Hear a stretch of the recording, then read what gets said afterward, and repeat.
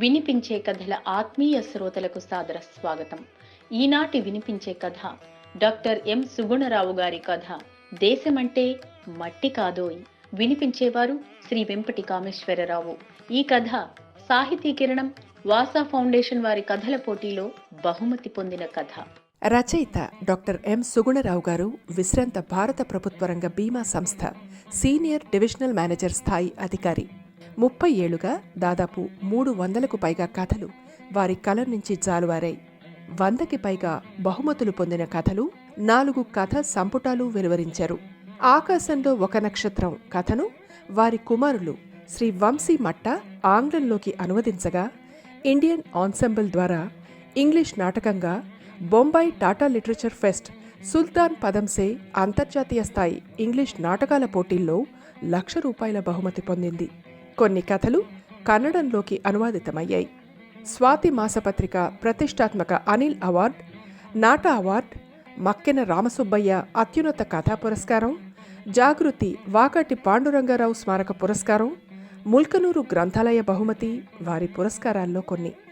ఆంధ్ర యూనివర్సిటీలో వీరి కథలపై పరిశోధనలు జరిగాయి. జీవిత స్పర్శ కలిగి ఉన్న కథలు చదవడం, రాయడం వారి అభిరుచి. వారి కథ ఇప్పుడు విందాం.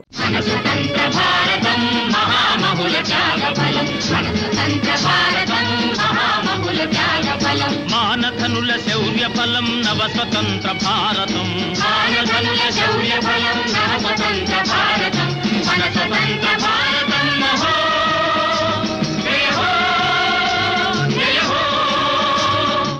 ఆజాద్ అడుగులు ఉద్వేగంగా పడుతున్నాయి. ఆ రోజు ఆగస్టు 15. దేశమంతా సందడిగా ఉంది.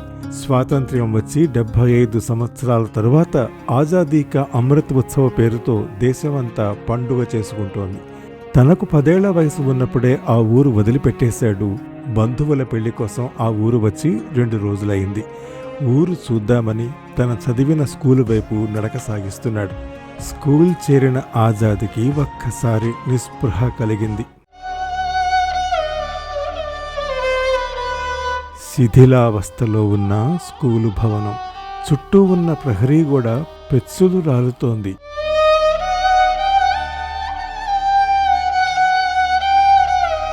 వెళ్ళవేయని ఆ స్కూలు గోడలు తెల్లబోతూ కనిపిస్తున్నాయి. గేటు తీసుకుని లోపలికి అడుగుపెట్టాడు. స్కూల్ బిల్డింగ్ ఎదురుగా ఉన్న ప్రాంతమంతా పూర్తిగా గడ్డి మొలిచింది. అప్పటికి సమయం 9 దాటింది. ఒక పెద్దాయన ఆ ప్రాంతాన్ని పరిశుభ్రం చేస్తూ కనిపించాడు. అక్కడ ఉన్న పిచ్చి మొక్కలు పీకి ఆ ప్రదేశాన్ని చదును చేస్తున్నాడు. ఆ స్థలం మధ్యలో జాతీయ జెండా ఎగురవేసే స్తంభం. ఆ పెద్దాయన్ని తను గుర్తుపట్టాడు. 10 ఏళ్ల క్రితం నుంచి అతను ఆ స్కూల్లోనే పనిచేస్తున్నాడు. ఆ స్కూలుకి వాచ్మెను, అలాగే ఆ స్కూలు శుభ్రపరిచే పని కూడా అతనిదే. తాత బావున్నావా అన్నాడు. ఒక్కసారి ఆజాద్ని చూసి ఎవరు బాబు అన్నాడు. తను కట్టుకున్న మాస్క్ తొలగించి, నేను ఈ స్కూల్లో చదువుకున్నాను 10 ఏళ్ల క్రితం అన్నాడు. ఆ మాటలకి సంతోషం బాబు, ఎంతమందో వస్తూ పెడుతుంటారు, నేను గుర్తుపట్టలేను, వయసు పైబడింది, కళ్ళు మసకబారాయి అన్నాడు. నీకు రిటైర్మెంట్ లేదా తాతయ్య అన్నాడు ఆజాద్. నాకు రిటైర్మెంట్ ఎందుకుంటుందయ్యా, నాదేమీ పర్మనెంట్ ఉద్యోగం కాదు కదా, అందుకే నన్ను వీళ్ళ ఉద్యోగంలోంచి తీయడం లేదు, నాకు ఇక్కడి నుంచి పోవాలని లేదు అన్నాడు. అలా అంటూ ఆజాద్ మొహంలోకి పరిశీలనగా చూసి, ఇంతకీ ఏం చేస్తున్నారు బాబు మీరు అన్నాడు. నేను క్రికెటర్ని, క్రికెట్ ఆడతాను అన్నాడు. అతనికి ఏమర్థమైందో ఏమో. సరే మంచిది బాబు, స్కూల్ హెడ్ మాస్టారు టీచర్లు రావడానికి టైం పడుతుంది, ఆ పక్కన కూర్చోండి, బెంచి ఉంది అన్నాడు చెంబుతో ఆ చుట్టుపక్కల నీళ్లు చల్లుతూ.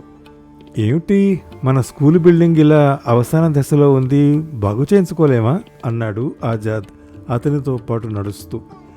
అవును బాబు, ఇది నాలాగే ముసలిదైపోయింది, బాగు చేయించటానికి ప్రభుత్వం నుంచి గ్రాంట్ కూడా వచ్చింది, మరైతే ఎందుకు బాగు చేయించడం లేదు అన్నాడు ఆజాద్.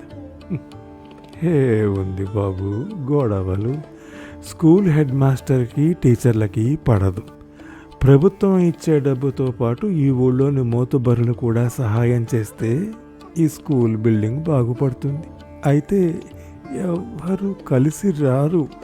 కులం, మతం, వర్గం అంటూ కొట్లాడుకుంటున్నారు. అలా ఈ బడిని బాగు చేయించడానికి ఎవరు ముందుకు రావడం లేదు అన్నాడు. ఆ మాటలకు ఆలోచిస్తూ అటూ ఇటూ తిరుగుతున్నాడు ఆజాద్. ఒక్కసారి బాల్యం గుర్తుకొచ్చింది. తను 3 ఏళ్లకే ప్లాస్టిక్ బ్యాటు, బాల్తో ఆడేవాడు. తనకు క్రికెట్ అంటే ఇష్టమని చెప్పి నాన్న ఒక చెక్క బ్యాట్ కొనిచ్చాడు. ఒక ప్లాస్టిక్ బంతితో అప్పటినుంచి ఆడేవాడు. నాన్న పొలంలోనే చిన్న క్రికెట్ పిచ్ తయారు చేశాడు. పశువులు కాసే అబ్బాయిలతోటి ఒక టీం తయారు చేయించి ఆడించేవాడు. అలా తను చదువుకుంటూనే క్రికెట్ మీద ప్రావీణ్యం సంపాదించాడు. అలా 11 ఏళ్లకే ఆంధ్ర అండర్-16 జట్టుకి ఎంపికయ్యాడు. పెద్ద పెద్ద ఆటగాళ్లతో ఆడేవాడు. 1 డే మ్యాచ్లు, టెస్ట్ మ్యాచ్లు ఆడుతూ ఒక గుర్తింపు పొందిన క్రికెటర్గా ఎదిగాడు.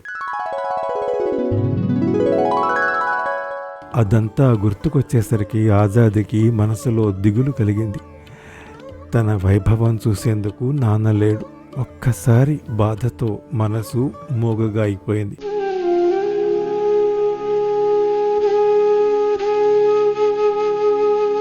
అంతలో స్కూల్లోకి పిల్లలు, టీచర్లు రావడం మొదలైంది. 15 గంట తర్వాత ఆ స్కూల్ హెడ్ మాస్టరు జెండా కట్టిన స్తంభం దగ్గర నిలబడ్డారు. ఆజాద్ కూడా పిల్లల వెనక నిల్చున్నాడు. జెండా ఎగరవేయడానికి ముందు ఉపన్యాసం ఇవ్వడానికి హెడ్ మాస్టర్ మైక్ పట్టుకున్నాడు. మాట్లాడటానికి మొదలుపెట్టే టైంలోనే ఆ విద్యార్థులతో కలిసిపోయిన 23 ఏళ్ల ఆజాద్ని చూసి, ఎవరు బాబు మీరు అన్నాడు.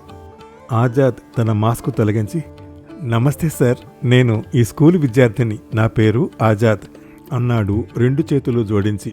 ఒక్కసారి కలకలం, అందరికీ ఆశ్చర్యం.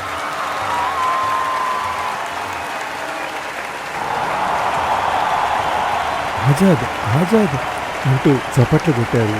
టీచర్లు, విద్యార్థులు ఆజాద్ని గుర్తుపట్టేశారు. వెంటనే హెడ్ మాస్టరు ఆజాద్ని దగ్గరకు పిలిచి భుజం మీద చెయ్యి వేసి, ఈరోజు మన స్కూలు పూర్వ విద్యార్థి ఆజాద్ మన మధ్య ఉండటం చాలా సంతోషం. ఈయన టీమిండియాలో యువ కెరటంలా దూసుకొచ్చాడు. ఈ మధ్య 1 డే మ్యాచ్లో డబుల్ సెంచరీ చేశాడు. 23 ఏళ్లకే ఈ రికార్డు సాధించిన పిన్న వయస్కుడిగా నిలిచాడు. ఇలాంటి విద్యార్థులు మిగతా విద్యార్థులకు స్ఫూర్తిదాయకం. ఈ అబ్బాయిని మాట్లాడమని కోరుతున్నాను అన్నాడు. వెంటనే ఆజాద్ మైక్ తీసుకుని చెప్పటం మొదలుపెట్టాడు. చాలా సంతోషం. ఈరోజు మీ అందరితో ఈ శుభదినాన కలిసి మాట్లాడటం చాలా ఉద్వేగం కలిగిస్తోంది. ఆగస్టు 15 అనగానే అందరికీ దేశభక్తి అనే విషయం మీద మాట్లాడటానికి ఉత్సాహం కలుగుతుంది. అసలు దేశభక్తి అంటే ఏమిటి అని ఆజాద్ విద్యార్థులను ప్రశ్నించాడు. ఒక విద్యార్థి లేచి చెప్పాడు, మన జాతీయ పతాకాన్ని ఎగరేయటం. వెంటనే ఇంకో విద్యార్థి చెప్పాడు, జనగణమన పాడినప్పుడు నిల్చోవటం. అలాగే మన క్రికెట్ టీం వేరే దేశంతో ఆడుతున్నప్పుడు మన టీంని ప్రోత్సాహపరచడం. వారు చెప్పిన మాటలు విన్న ఆజాద్ చిన్నగా నవ్వి, ఇది మాత్రమే కాదు, దేశభక్తి అంటే ఏమిటో చెప్పే ముందు దేశం అంటే ఏమిటో తెలుసుకోవాలి. దేశం అంటే మట్టి కాదు, మనుష్యులు అన్న గురజాడ వారిని తెలుసుకోవాలి. తూర్పు, పడమర, ఉత్తరం, దక్షిణం ఇలా ఏ ప్రాంతంలో ఉన్న ప్రజలందరం కుల, మత, జాతి, వర్గ విభేదాలు లేకుండా పరస్పరం సంతోషంగా ఉండటమే దేశభక్తి. నోటుకు ఓటును అమ్మకుండా ఉండటమే దేశభక్తి. ప్రతిభను ప్రోత్సహించడమే దేశభక్తి. అలాగే హక్కులతో పాటు బాధ్యతలను కూడా గుర్తుంచుకోవటం దేశభక్తి. దేశభక్తి ఒక భావోద్రేకమే కాదు, ఒక భావం, ఒక భద్రత.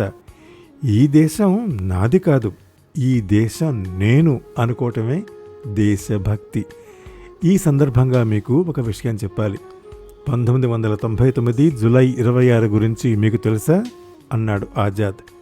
అవును, కార్గిల్ యుద్ధంలో మనం గెలుపొందిన రోజు అంటూ విద్యార్థి గట్టిగా అరిచి చెప్పాడు.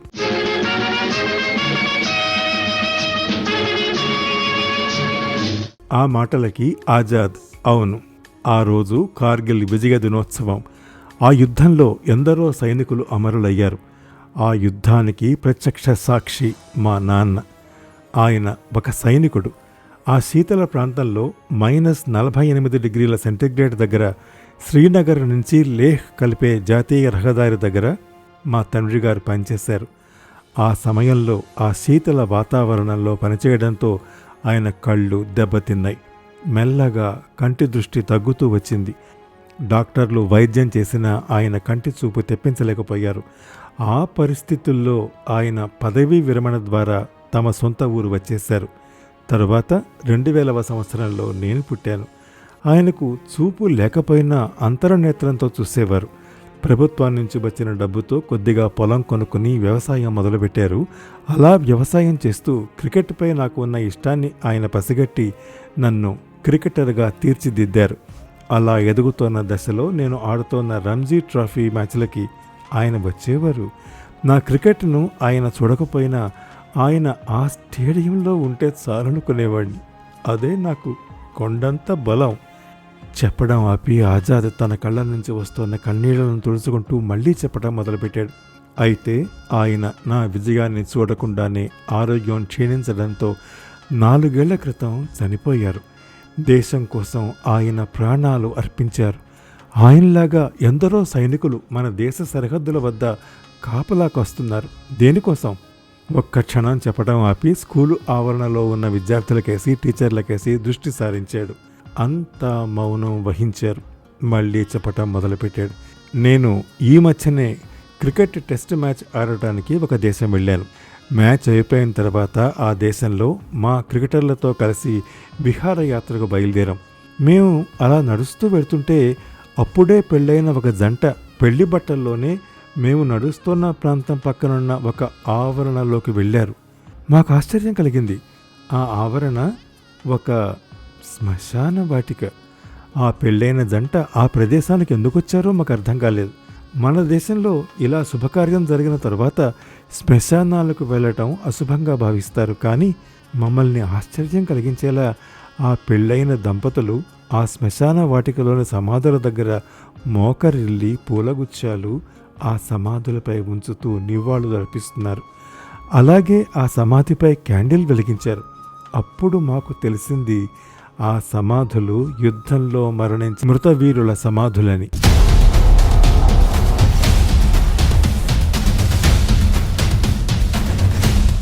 ఆ పెళ్ళైన జంట బహుశా ఆ సమాధులు చేయబడ్డ సైనికుల బంధువులేమో అనిపించింది. ఆ విషయమే వారిని అడిగాను. వారు చెప్పిన విషయం విని ఆశ్చర్యపోయారు. ఇది మా సాంప్రదాయం. పెళ్లి జరిగిన వెంటనే దంపతులు ఈ మృతవీరుల సమాధులను దర్శిస్తారు. వీరు మా బంధువులు కాకపోయినా మా దేశం కోసం ప్రాణాలర్పించిన ఆత్మబంధువులు. వారి స్ఫూర్తిని గుర్తు చేసుకుంటాం. ఆ మాటలకు నా మనసు ఒకసారి అచేతన స్థితిలోకి మారిపోయింది. అమర సైనికులకు నివాళి అర్పిస్తూ కొత్త దంపతులు సమాధులు దర్శించటం నిజంగా అద్భుతం. ఆ మాటలు చెప్పి ఒక్క క్షణం ఆగాడు ఆజాద్. మళ్ళీ చెప్పటం మొదలుపెట్టాడు. మిత్రులారా, మా నాన్న లాంటి ఎందరో త్యాగధనులు ప్రాణాలు తెగించి మన కోసం దేశ సరిహద్దుల్లో పోరాడుతుంటే మనం మాత్రం వైరుధ్యాలతో వైషమ్యాలతో అడ్డుగోడ నిర్మించుకుంటున్నాం. మన మృతవీరులకు నివాళి అర్పించాలంటే మన మనసుల మధ్య ఉన్న అడ్డుగోడలు తొలగించి స్నేహపు వంతెనలు నిర్మించుకుందాం. అందుకు ముందుగా మనం చేయవలసింది మన స్కూల్ బిల్డింగ్ బాగు చేసుకోవటం. అందుకు ఎవరు ముందుకు వస్తారో వారికి నా స్వాగతం. అందుకోసం నా విరాళాన్ని కూడా ప్రకటిస్తున్నాను అన్నాడు. ఆజాద్ మాటలకు చప్పట్లు కొడుతూ ఆ ఆవరణలో ఉన్న టీచర్లు విద్యార్థులు ఆజాద్ ముందుకొచ్చి నిలబడ్డారు. ఆ మాటలకు స్పందించిన హెడ్ మాస్టర్ కూడా చాలా సంతోషం, చిన్నవాడైనా కళ్ళు తెరిపించాడు. మనం ముందు మన స్కూల్ బిల్డింగ్ బాగు చేసుకుందాం. ఈ రకమైన స్ఫూర్తిని కలిగించిన ఆజాద్ గారిని మన జాతీయ పతాకం ఆవిష్కరించవలసిందిగా కోరుతున్నాను అన్నాడు.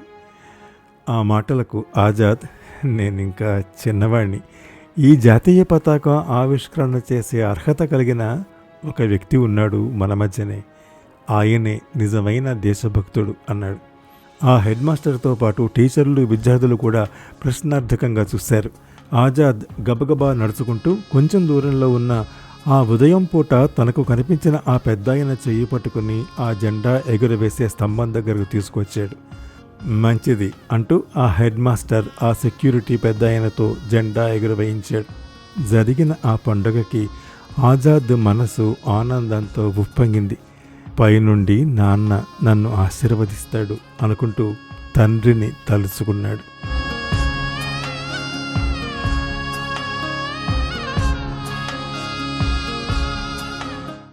ఇంతవరకు మీరు డాక్టర్ ఎం సుగుణరావు గారి కథ దేశమంటే మట్టి కాదోయ్ విన్నారు. వినిపించిన వారు శ్రీ వెంపటి కామేశ్వరరావు. ఈ కథ సాహితీకిరణం వాసా ఫౌండేషన్ వారి కథల పోటీలో బహుమతి పొందిన కథ. ఈ కథను నేను వినిపించిన తీరు మీకు నచ్చితే లైక్ చేయండి, మీ కాంటాక్ట్స్కి షేర్ చేయండి, మీ అమూల్యమైన అభిప్రాయాన్ని కామెంట్ రూపంలో నాకు తెలియజేయండి. నా వినిపించే కథల ఛానల్కి సబ్స్క్రైబ్ చేసి మీ ఆదరణ, అభిమానం, ప్రోత్సాహం అందించండి. తప్పక అందిస్తారు కదా. నమస్తే.